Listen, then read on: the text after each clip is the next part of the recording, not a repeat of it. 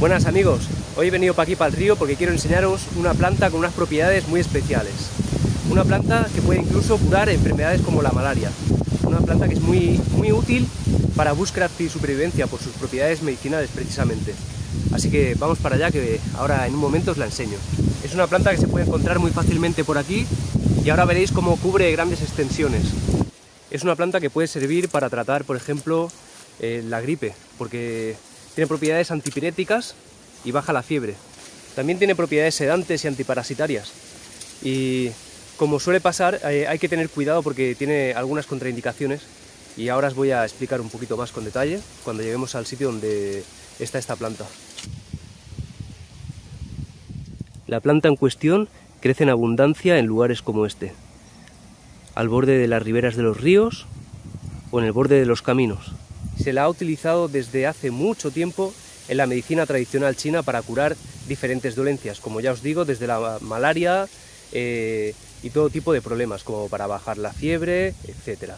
Hay una larga lista de propiedades medicinales y terapéuticas. Esta planta pertenece a la familia Asteraceae y ahora mismo estoy viendo varios ejemplares de ella. Se la conoce como ajenjo dulce, Artemisa annua o ajenjo chino. Como ya he dicho antes, pertenece a la familia Asteraceae. Proviene del Asia, pero también está presente en países de Europa Central, Meridional, Estados Unidos y Canadá. Desde la antigüedad se emplea como coayudante para bajar la fiebre. Tiene un amplio historial como complemento contra la malaria y otras enfermedades. ¿Quieres saber más al respecto? Esta contiene gran cantidad de flavonoides y aceites esenciales. Además, contiene un compuesto activo llamado artemisina, y a este es al que se le atribuyen la mayoría de efectos beneficiosos para la salud. Otras de las propiedades que tiene son como antiinflamatorio, antioxidante, antimicrobiano. Asimismo, se ha informado de otras actividades farmacológicas, como citotoxicidad contra células cancerosas y actividad antifúngica. Es decir, que sirve para tratar hongos y además tiene potenciales efectos anticancerígenos, aunque esto último todavía está en investigación, hay que dejarlo bien claro. ¿Puede la artemisa curar la malaria o el cáncer?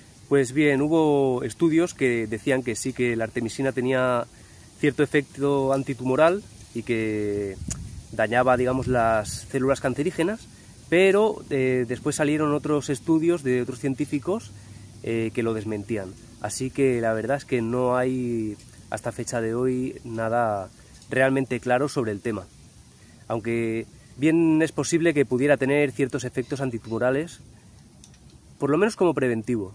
Pero claro, ya sabemos que esto a la industria farmacéutica puede ser que no le interese mucho que se indague demasiado. De todas formas, todavía se están haciendo estudios y es muy posible que sí que se encuentren beneficios contra enfermedades oncológicas, como puede ser el cáncer de colon, el cáncer de pecho y el cáncer de pulmón.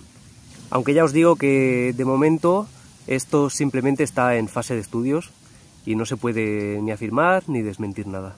Lo que sí es un hecho comprobado es que la artemisina que contiene esta planta tiene un efecto que realmente cura o tiene el potencial para curar la malaria, porque la dihidroartemisina combate el parásito que causa esta enfermedad. También se sabe que ayuda a fortalecer el sistema inmune y reduce el riesgo de influenza e infecciones virales. Es coayudante en el tratamiento del estreñimiento. Favorece el alivio del dolor en las articulaciones. Contribuye a controlar la fiebre y tiene propiedades digestivas. Lo ideal es consultar al médico para conocer las presentaciones de fármacos con artemisa y sus dosis adecuadas según el caso.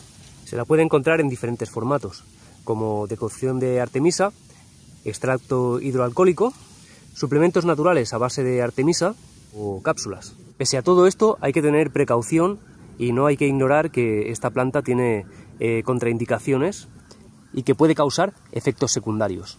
También es importante mencionar que a dosis elevadas puede provocar efectos neurotóxicos. Los efectos secundarios van desde dolor abdominal, diarrea, náuseas y vómitos, prurito, urticaria y erupción, cambios cardiovasculares que implican bradicardia y prolongación del intervalo QT, cambios metabólicos, incluida la hipoglucemia, Esta planta debe utilizarse con precaución y siempre consultando a un profesional de la salud.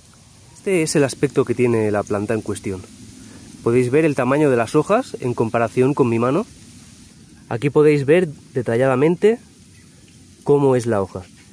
Como veis, la hoja tiene un tallo central del cual van saliendo diferentes ramificaciones de forma aleatoria. El tallo central es redondo. Aquí podéis ver cómo crecen las ramas del tallo central, de una manera aleatoria, es decir, en zigzag. De aquí sale una rama y la siguiente sale por el otro lado. Y así sucesivamente, hasta llegar al ápice de la planta. Y de la parte superior de la planta, cuando está madura, aparecen unas pequeñas inflorescencias, que es de las cuales sale la semilla. Es una planta bastante aromática y tiene un olor muy característico. Un olor con un toque bastante dulce. Sin embargo, aunque el olor es bastante dulce, su sabor es más bien bastante amargo. De ahí su nombre, ajenjo. Aunque este es el ajenjo dulce, igualmente tiene un sabor más bien amargo. Otras de sus propiedades son para ahuyentar insectos como pueden ser pulgas, garrapatas, mosquitos y todo este tipo de insectos molestos que nos podemos encontrar por el campo o incluso en nuestras casas. Por eso siempre es bueno tenerla en el jardín o tener unas ramitas secas en casa colgadas. También pueden elaborarse insecticidas y plaguicidas caseros y naturales con las hojas de esta planta, así como con las ortigas se pueden hacer el purín de ortiga, pues con este, al igual que con la cola de caballo, pues se puede hacer también, utilizarlo en la huerta para hacer insecticidas, tanto preventivos como para tratar plagas. Ya sabemos que tiene propiedades antifúngicas, así que puede resultarnos muy útil en muchos sentidos. Esta planta se puede utilizar para combatir la bronquitis porque tiene propiedades expectorantes que ayudan a limpiar el pulmón del moco y de la flema. Es bastante invasiva y ocupa grandes extensiones de terreno. Esta produce gran cantidad de semillas que se esparcen con el viento y ocupa grandes extensiones. La Artemisa annua se puede consumir a base de tisanas o infusiones. Para preparar una infusión de Artemisa annua basta con poner un vaso de agua a hervir y echarle después una cucharadita de postre de hojas secas de Artemisa. Después simplemente hay que tapar el vaso de agua, dejar reposar 5 minutos y la infusión estará lista. Las mujeres embarazadas o durante la lactancia no deberían tomar Artemisa annua. Y hasta aquí el vídeo de hoy. Espero que os haya gustado y que lo hayáis disfrutado. Y nada, nos vamos viendo. Hasta la próxima.